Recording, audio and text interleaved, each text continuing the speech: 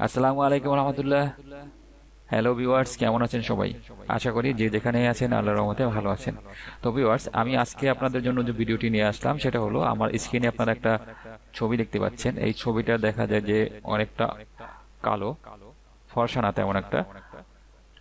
তো এইরকম একটা ছবিকে আপনি খুব সহজেই যে কিভাবে ফর্সা করে ফেলবেন, এই বিষয়টাই আমি আপনাদের মাঝে আজকে শেয়ার করব। তো চলুন দেরি না করে শুরু করি। আর শুরু করার আগে আপনাদের কাছে রিকোয়েস্ট, আপনি যদি আমার চ্যানেলে নতুন হন আর সাবস্ক্রাইব করে না থাকেন, প্লিজ চ্যানেলটি সাবস্ক্রাইব করবেন আর পাশে থাকা বেল আইকনটি ক্লিক করে দিবেন। তাহলে চলুন শুরু করা যাক।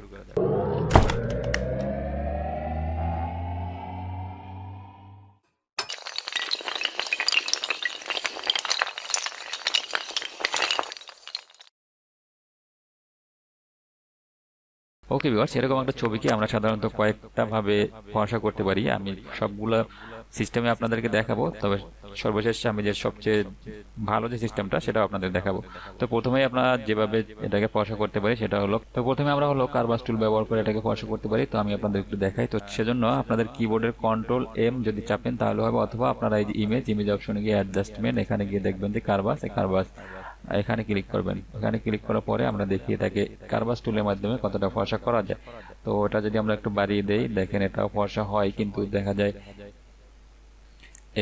এখানে অনেক লাইট থাকে, এখানে লাইট থাকে, এদিকে লাইট কম থাকে।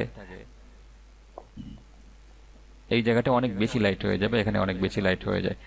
এছাড়া আমরা ব্রাইটনেস বাড়িয়েও এটাকে ফর্সা করতে পারি। সেটা হলো অ্যাডজাস্টমেন্টে গিয়ে আমরা ব্রাইটনেস কন্ট্রাস্টে গেলাম, এখান থেকে আমরা ব্রাইটনেসটাকে বাড়িয়ে দিলাম। তো এখন এটা ফর্সা হয়ে গেল, কিন্তু এখনো দেখেন যে এখানে ব্রাইটনেসটা অনেক বেশি, এখানে ব্রাইটনেস বেশি, আবার অনেক জায়গায় কম। তো আবার এই দিকে কিন্তু ব্রাইটনেসটা বেড়ে যায়। তো সেক্ষেত্রে আমরা যেটা সবচেয়ে ভালো যে উপায়টা আমাদের, যেটা করলে ছবিটার মান নষ্ট হবে না, ছবিটা সুন্দর হবে। তো এরকম একটা পদ্ধতি, সেই পদ্ধতিটা হলো, সেটা আমি এখন আপনাদেরকে দেখাবো। তো সেজন্য আমাদের যেটা করতে হবে, আমাদের এই যে লেয়ারটার উপরে আর একটা নতুন লেয়ার নিতে হবে। তো নতুন লেয়ার নেওয়ার জন্য আমরা এই যে এখানে যে নিউ লেয়ারে ক্লিক করব। এখানে ক্লিক করার পরে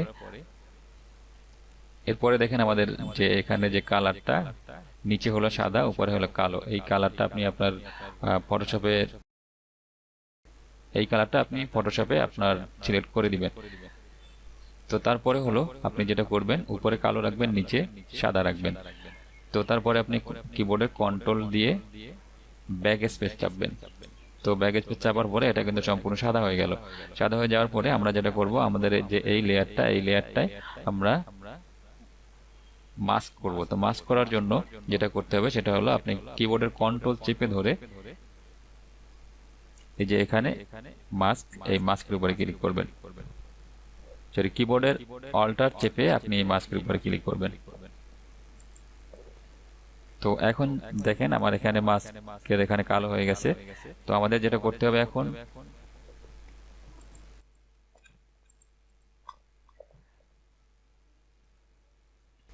তো এখানে যে দেখেন নরমাল, আর এই নরমাল অপশনটাকে আমরা এখানে ক্লিক করে সফট লাইটে ক্লিক করে দিব। তো এরপরে আমাদের যেটা করতে হবে, এখান থেকে আমাদের এই যে ব্রাশ টুল নিতে হবে। ব্রাশ টুল নিয়ে আমরা এখান থেকে ব্রাশটাকে বড় ছোট করে নিতে পারি, অথবা যেমন আছে তেমন থাকলেও হবে। তারপরে হলো এই যে অপাসিটি 100 থাকবে, তার ফ্লোটাও 100 করে নেবেন। তো তারপরে আমরা এখানে ছবিটার উপরে মাউস থেকে ড্র্যাগ করব।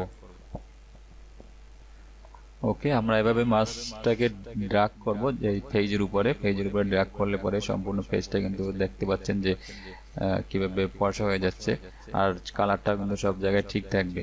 আমরা এভাবে সব জায়গায় এটাকে ড্রাগ করে এটা কালার করে নেই। আপনি চাইলে আপনার মাউস পয়েন্টটাকে বড় ছোট করে নিতে পারেন।